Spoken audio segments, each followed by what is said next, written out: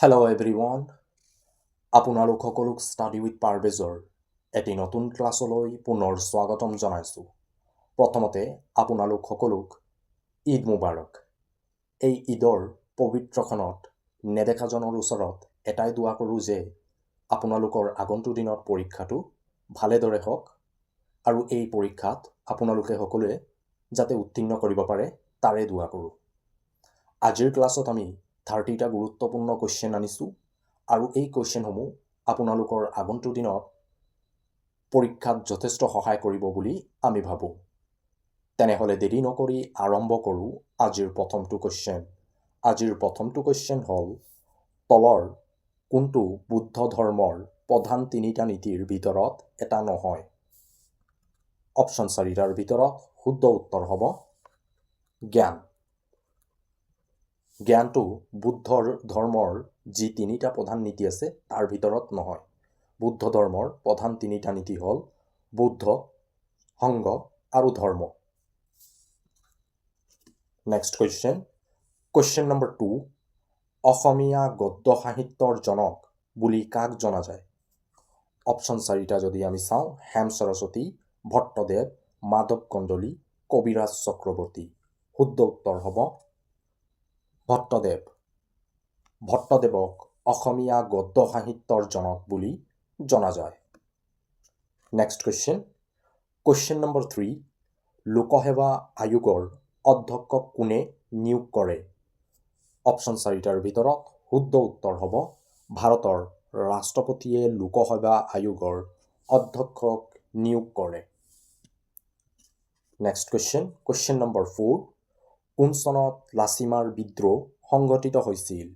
Option 4টা যদি আমি চাওঁ, 1861, 1893 চন, 1894 চন আৰু 1895 চন। শুদ্ধ উত্তৰ হ'ব 1894 চনত লাচিমাৰ বিদ্ৰোহ সংঘটিত হৈছিল। নেক্সট কুৱেশ্যন, কুৱেশ্যন নম্বৰ 5, পৰাগ উৎসৱ কোন জনগোষ্ঠীয়ে উদযাপন কৰে? অপশ্যন 4টাৰ ভিতৰত শুদ্ধ উত্তৰ হ'ব মিচিং জনগোষ্ঠীয়ে পৰাগ উৎসৱ উদযাপন কৰে। বন্ধুসকল, ক্লাছটো লাইক কৰি আজিৰ ক্লাছৰ এটেণ্ডেঞ্চটো দিবলৈ নাপাহৰিব। নেক্সট কুৱেশ্যন, কুৱেশ্যন নম্বৰ 6, কিমানজন সদস্যৰ ভিত্তিত সংবিধান সভাৰ প্ৰথম বৈঠক অনুষ্ঠিত হৈছিল? অপশ্যন 4টাৰ ভিতৰত শুদ্ধ উত্তৰ হ'ব 389 সদস্যৰ ভিত্তিত সংবিধান সভাৰ প্ৰথম বৈঠক অনুষ্ঠিত হৈছিল। নেক্সট কুৱেশ্যন, কুৱেশ্যন নম্বৰ 7, গুপ্ত বংশৰ শেষৰ ৰজাজনৰ নাম কি আছিল? অপশ্যন 4টাৰ ভিতৰত শুদ্ধ উত্তৰ হ'ব বিষ্ণুগুপ্ত। বিষ্ণুগুপ্ত আছিল গুপ্ত বংশৰ শেষৰজন ৰজা। Next question, question number 8, Auniati Satra অসমৰ কোনখন ঠাইত অৱস্থিত? অপশ্যন 4টা যদি আমি চাওঁ, কোচবিহাৰ, ধুবুৰী, মাজুলী, যোৰহাট। শুদ্ধ উত্তৰ হ'ব মাজুলী।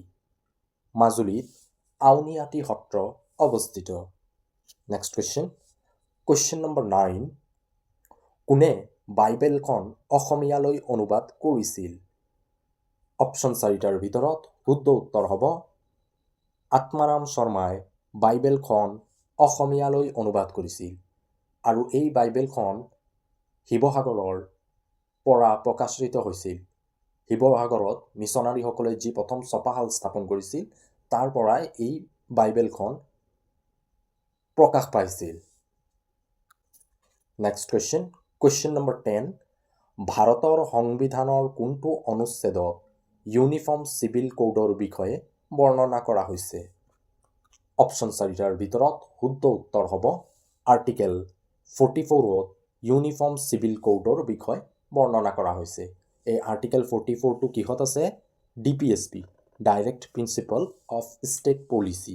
DPSP আৰ্টিকেল 36ৰ পৰা 51লৈকে DPSPৰ বিষয়ে বৰ্ণনা কৰা হৈছে আৰু এই 44 আৰ্টিকেলটো DPSPত অন্তৰ্ভুক্ত।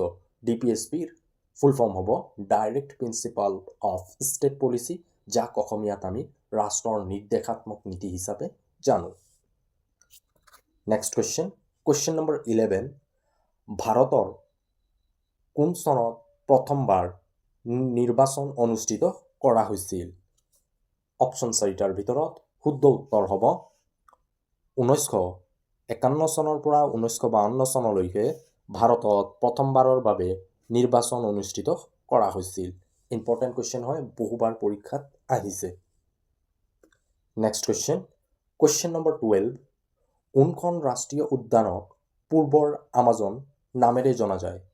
অপশ্যন 4টা যদি আমি চাওঁ, কাজিৰঙা ৰাষ্ট্ৰীয় উদ্যান, নামেৰি ৰাষ্ট্ৰীয় উদ্যান, দিহিং পাটকাই ৰাষ্ট্ৰীয় উদ্যান আৰু ওৰাং ৰাষ্ট্ৰীয় উদ্যান। শুদ্ধ উত্তৰ হ'ব দিহিং পাটকাই ৰাষ্ট্ৰীয় উদ্যান। দিহিং পাটকাই ৰাষ্ট্ৰীয় উদ্যানক পূৰ্বৰ আমাজন নামেৰে জনা যায়। নেক্সট কুৱেশ্যন, কুৱেশ্যন নম্বৰ 13, লতাকটা ৰণৰ সময়ত আহোম স্বৰ্গদেউ কোন আছিল? অপশ্যন 4টাৰ ভিতৰত শুদ্ধ উত্তৰ হ'ব স্বৰ্গদেউ ৰাজেশ্বৰ সিংহ আছিল আহোম স্বৰ্গদেউ। আৰু তেওঁ মণিপুৰৰ ৰজা জয়ধ্বজ সিংহক এই লতাকটা ৰণত সহায় কৰিছিল, যাৰ বাবে পৰৱৰ্তী সময়ত তেওঁৰ লগত বিবাহ কুৰংগনয়নীৰ হৈছিল। নেক্সট কুৱেশ্যন, কুৱেশ্যন নম্বৰ 14, কোন চনত অসম ছাত্ৰ সন্মিলনৰ গঠন কৰা হৈছিল? অপশ্যন 4টাৰ ভিতৰত শুদ্ধ উত্তৰ হ'ব 1916 চনত অসম ছাত্ৰ সন্মিলনৰ গঠন কৰা হৈছিল। নেক্সট কুৱেশ্যন, কুৱেশ্যন নম্বৰ 15, তলৰ কোনটো স্তৰ ভাৰতীয় পঞ্চায়ত ৰাজ ব্যৱস্থাৰ এটা স্তৰ নহয়? যিহেতু আমি পঢ়ি আহিছোঁ ভাৰতীয় পঞ্চায়ত ৰাজ ব্যৱস্থাত 3টা স্তৰত বিভক্ত কৰা হৈছে। ইয়াত কোনটো হয় ভাৰতীয় পঞ্চায়ত ৰাজ ব্যৱস্থা নহয় বুলি কুৱেশ্যন সুধিছে। অপশ্যন 4টা যদি আমি চাওঁ, গাঁও পঞ্চায়ত, আঞ্চলিক পঞ্চায়ত, নগৰ নিগম আৰু জিলা পৰিষদ। শুদ্ধ উত্তৰ হ'ব নগৰ নিগম। নগৰ নিগম ভাৰতীয় গাঁও পঞ্চায়তৰ 3টা স্তৰৰ এটা স্তৰ নহয়। যদি আমি চাওঁ ভাৰতীয় পঞ্চায়তীয় ৰাজ ব্যৱস্থাক 3টা স্তৰত বিভক্ত কৰা হৈছে, গাঁও পঞ্চায়ত, আঞ্চলিক পঞ্চায়ত আৰু জিলা পৰিষদ। নেক্সট কুৱেশ্যন, কুৱেশ্যন নম্বৰ 16, মেঘালয়ৰ ৰাজধানী চহৰখনৰ নাম কি হয়? অপশ্যন 4টাৰ ভিতৰত শুদ্ধ উত্তৰ হ'ব শ্বিলং। মেঘালয়ৰ ৰাজধানী চহৰখনৰ নাম হ'ল শ্বিলং। আজিৰ ক্লাছত সকলোৱে 25+ স্ক'ৰ কৰিব লাগিব, যিহেতু এই ধৰণৰ কুৱেশ্যন এক্সামত আহিব। বহুতে আমাক কমেণ্ট কৰি সোধে যে কুৱেশ্যনৰ লেভেল অলপ টান কৰিবৰ বাবে। আপোনালোকৰ ABUBৰ যি লিখিত পৰীক্ষা হ'ব তাত এনেধৰণৰে কুৱেশ্যন আহিব, ইমানো টাফ নাহে আৰু ইমানো ইজি নাহে। তো এক্সামত এনেধৰণৰে কুৱেশ্যন আহিব, আৰু আপোনালোকক সকলোক ৰিকুৱেষ্ট কৰিছোঁ চেল্ফ ষ্টাডি কৰা আৰু মক টেষ্ট লোৱা। নেক্সট কুৱেশ্যন, কুৱেশ্যন নম্বৰ 17, লোকসভাৰ প্ৰথমজন অধ্যক্ষ কোন আছিল? অপশ্যন 4টাৰ ভিতৰত শুদ্ধ উত্তৰ হ'ব GB মাভালংকৰ আছিল লোকসভাৰ প্ৰথম অধ্যক্ষ।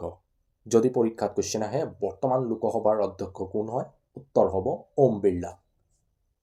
নেক্সট কুৱেশ্যন, কুৱেশ্যন নম্বৰ 18, কোন চনত বিজুলী আলোচনীখন প্ৰকাশ পাইছিল? অপশ্যন 4টাৰ ভিতৰত শুদ্ধ উত্তৰ হ'ব 1891 চনত বিজুলী আলোচনীখন প্ৰকাশ পাইছিল। বিজুলী আলোচনীখন ক'ৰ পৰা প্ৰকাশ পাইছিল? কলিকাতাৰ পৰা বিজুলী আলোচনীখন প্ৰকাশ পাইছিল। Next question, question number 19, Mughal সাম্ৰাজ্যৰ শ্ৰেষ্ঠ ৰজা কোন আছিল? অপশ্যন 4টাৰ ভিতৰত শুদ্ধ উত্তৰ হ'ব আকবৰ। আকবৰ আছিল মোগল সাম্ৰাজ্যৰ শ্ৰেষ্ঠ ৰজা। নেক্সট কুৱেশ্যন, কুৱেশ্যন নম্বৰ 20, কোনজন আহোম স্বৰ্গদেউৰ ৰাজত্বকালত মোৱামৰীয়া বিদ্ৰোহৰ অন্ত পৰিছিল?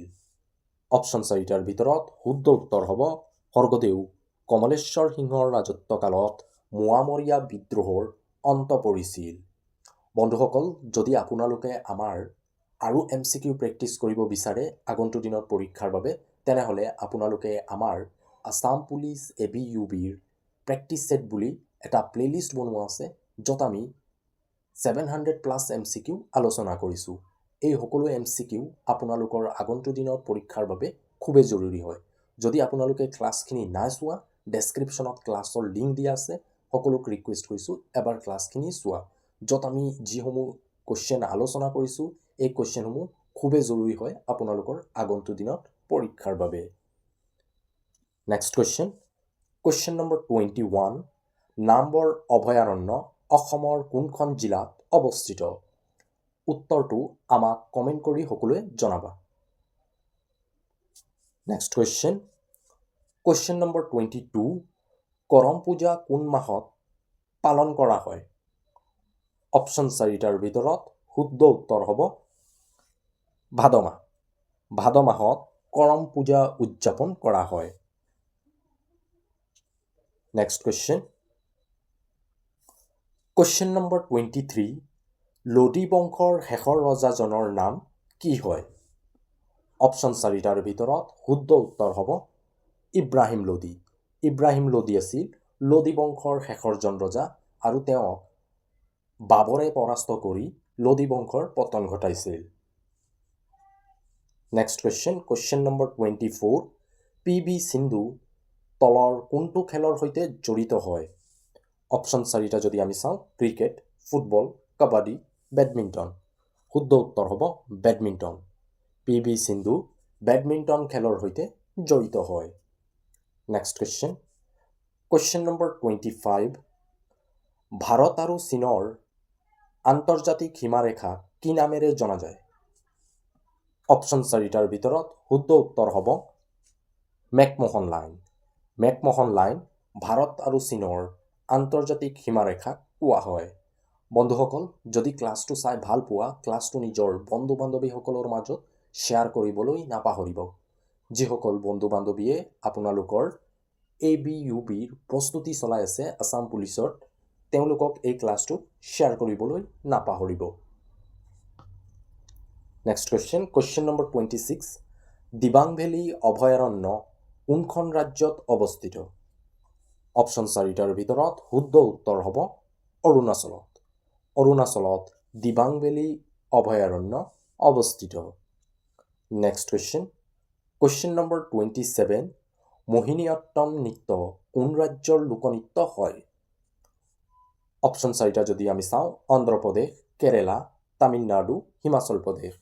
শুদ্ধ উত্তৰ হ'ব কেৰেলা। মোহিনীঅট্টম লোকনৃত্য হ'ল কেৰেলা ৰাজ্যৰ এটি লোকনৃত্য। কুৱেশ্যন নম্বৰ 28, কোনজন অসমীয়া সাহিত্যিকক ভঙনী কোঁৱৰ নামেৰে জনা যায়?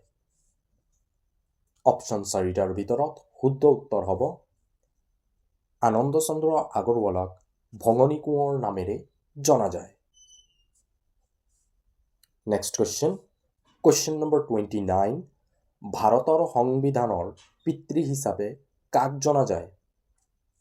অপশ্যন 4টাৰ ভিতৰত শুদ্ধ উত্তৰ হ'ব ডক্টৰ BR আম্বেদকাৰক ভাৰতৰ সংবিধানৰ পিতৃ হিচাপে জনা যায়। ইম্পৰ্টেণ্ট কুৱেশ্যন হয়, প্ৰায়সমূহ প্ৰতিযোগিতামূলক পৰীক্ষাত আহিছে আৰু যোৱাকালি DME পৰীক্ষাতো এই কুৱেশ্যন আহিছে। নেক্সট কুৱেশ্যন নম্বৰ 30, কোনজন আহোম স্বৰ্গদেউক গড়গঞা ৰজা নামেৰে জনা যায়? অপশ্যন 4টাৰ ভিতৰত শুদ্ধ উত্তৰ হ'ব চুকলেংমুং।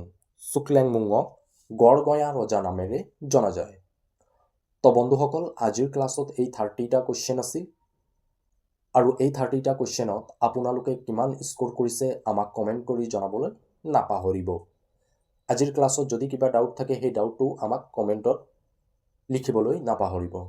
যদি ক্লাছটো চাই ভাল পোৱা ক্লাছটো লাইক কৰাৰ লগে লগে নিজৰ বন্ধু বান্ধৱীসকলৰ মাজত শ্বেয়াৰ কৰিবলৈ নাপাহৰিব।